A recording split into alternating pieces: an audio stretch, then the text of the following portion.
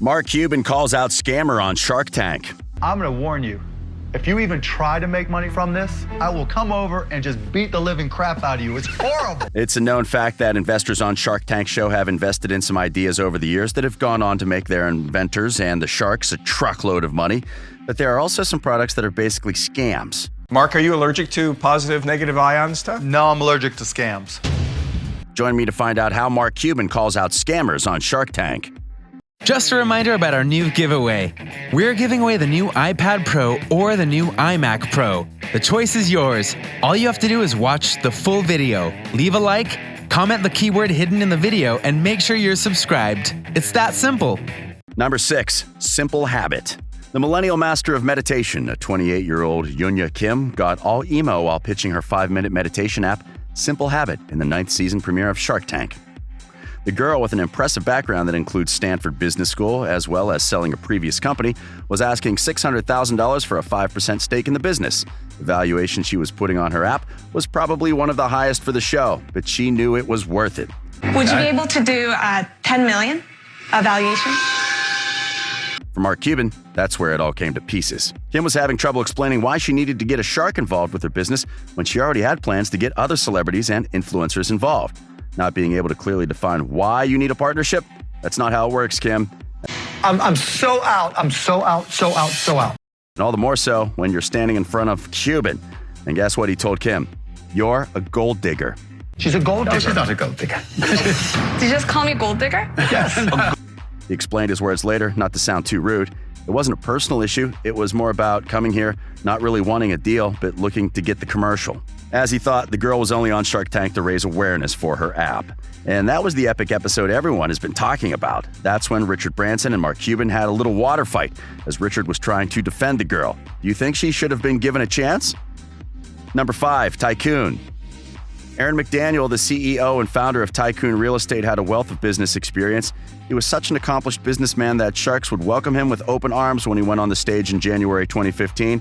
He was one of the youngest regional vice presidents of AT&T and was in the top 1% of business sales managers during the decade he spent in the Fortune 100 company. He also taught a course on leadership at the University of California, Berkeley, and he pitched his online crowdfunding real estate business to the Sharks.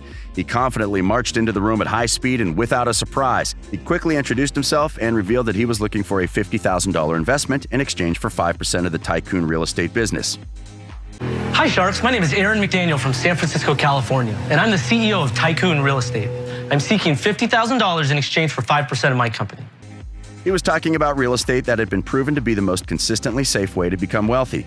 He told the Sharks that he had a ground floor opportunity for them to join him in a business that let anyone to invest in real estate, even if they wanted to invest as little as $1,000. Tycoon Real Estate is a crowd investing platform that allows everyday people to invest in real estate for as little as $1,000. Mark Cuban showed that he too wasn't one to waste any time, and he bailed on the offer in under a minute. I hate it. I'm out. Keavin O'Leary eventually came around to making a token investment offer. Barbara Corcoran showed little support as she had been active in the crowdfunding space. Aaron knew that his prospects of getting a deal in the tank were quickly passing him by. He attempted to appeal to the remaining Sharks, but Mark Cuban shut him down. Just think of the name, Tycoon. Tycoon. Please. Tycoon, what does it say to a small investor? It's a ripoff name. Aaron tried to explain that investors with Tycoon Real Estate could sell their stake on after a year, but Mark Cuban snapped, "To who?" And Aaron was lost for a decent answer. Is that after a year of holding a crowd-funded equity investment, you have an opportunity to be able to sell it. Yeah, to who? This is one of the market risks. Number 4, Dare You Go. A founder named Lisa D'Amato pitched her company Dare You Go on Shark Tank, which is the children's bib and food storage container. It's a dishwasher-safe bib with 3 compartments that parents can fill with snacks. If the child doesn't finish the food, parents can fold the bib to create a sealed storage container. No more waste. There you go, Sharks. Lisa D'Amato impressed the Sharks with her sales, which was $100,000 worth of product in the 3 months she's been on the market. She also charmed them with her powerful backstory of overcoming an eating disorder. I got through it all, and I'm now the mom that I never had. She told the celebrity investors that she watched Shark Tank season after season, but she made one of the mistakes the Sharks can't stand the most. She cited market statistics to predict the growth of her company, and Mark Cuban didn't let the woman fool him. Equals There you go. $15 billion. Called her a liar. Lisa, you lied to us. You said you watched the show, and one of the things we repeat over and over again is that one of the worst ways to sell in Shark Tank is to come in and talk about how big the market is. You lied to us. When? You lied to us. When? You lied to us. When? D'Amato was seeking $35,000 for 10% of her business. Cuban was moved, but after Lisa recited global market statistics, he said he wouldn't make her an offer. Even though Lisa didn't leave the stage before making an offer with Barbara Corcoran, Mark Cuban was still standing firm. Barbara, I'll make a deal with you. I think that sounds great. Congratulations. Number 3, Camp No counselors. Before his arrival on Shark Tank, Adam Titchauer built up Camp No counselors to $37,000 in sales spread out between 4 different camps in 4 different cities. And his goal was to expand several camps in new cities, so he brought his idea in front of the Sharks. He described the business as camp-like resorts for adults. The video he presented showed a bunch of adults bringing their backpacks into a room with bunk beds and playing dodgeball. The company also offered a big slip and slide, races, and a pool. It had a long activity list, including archery, ziplining, and whitewater rafting. As he introduced himself and his business, Adam requested an investment of $300,000 in exchange for a 7.5% equity stake in the firm. My name's Adam Titchauer, and I'm the founder and head camper of Camp No Counselors. I'm seeking a $300,000 investment in exchange for 7.5% equity ownership in my business. He was accused of gold digging by the judges, and everyone was out. It sucks. Mark was strangely looking at him. He said that the camps should be self-sustaining and they had automatic cash flow. As Adam was trying to explain that he would love Mark as a partner, Mark told him that he was just fine by himself and said that the 7.5% equity was nothing to him. I mean, if you give me 25% of the business, I'll do it. Adam didn't get confused and asked if he could make it worth to Mark somehow, who stated that he could do the deal in exchange for 25% of the business. As it turned out, Adam didn't want to cut the deal at all if the Sharks wouldn't come on board, so he was left without a deal. Number 2, Revestor. On the 9th episode of Shark Tank Season 4, Bill Lyons was the 3rd entrepreneur to step into the Shark Tank with his product, Revestor, which does for real estate what the internet did for car buying. According to Lyon, it's the real estate search engine of the future that gives you access to information only investors have had until now. It's a tool you can use to find out more about properties that fit what you're looking for. Then it tells you which properties have the most potential in a map and list view. It gives you all the key real estate indicators that are associated with the property. He told the Sharks that he wanted an investment of $250,000 in exchange for 10% equity in the company. Bill said that his platform was a perfect solution for the first-time homebuyer who was new to the market. On the homepage, you can put in where you're looking for real estate, and the site tells you, as the investor, which properties have the most potential in a list or a map view. Gives you all the key real estate indicators associated with the property. Mark didn't look impressed as he wanted to know what kind of company it was, and he got the answer, that it was a financial services company. Cuban said that Bill was buying the data from 2 sources, and he's using some algorithms and then charging $99 a month.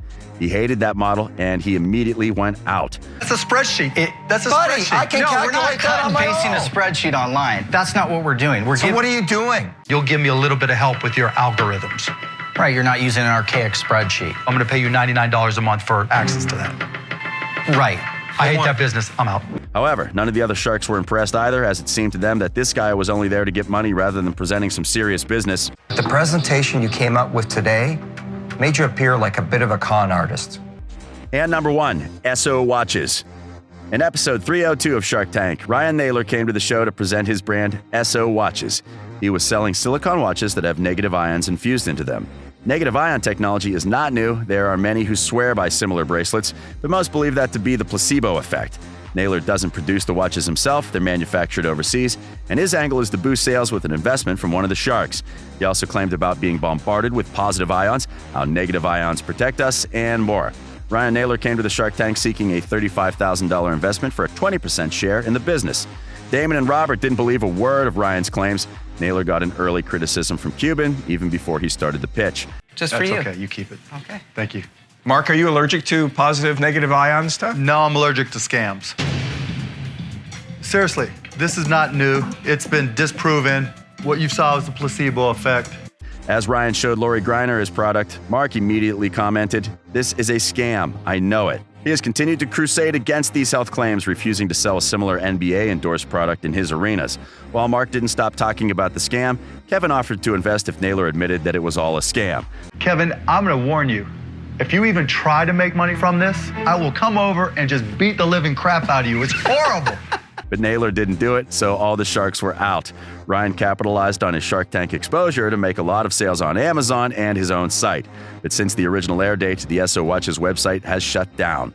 And Mark Cuban continues his crusade against negative ion technology. But apparently, he won't have Naylor's SO Watches to kick around anymore. No doubt, Mark was being fair enough. So, what do you think about the Shark Tank? Is Mark Cuban being fair with his criticisms? Let us know in the comments down below. Make sure you subscribe to our channel and turn on your post notifications so you never miss a video from us. And if you like this video, give it a thumbs up. We'll see you in the next video, and thanks for watching.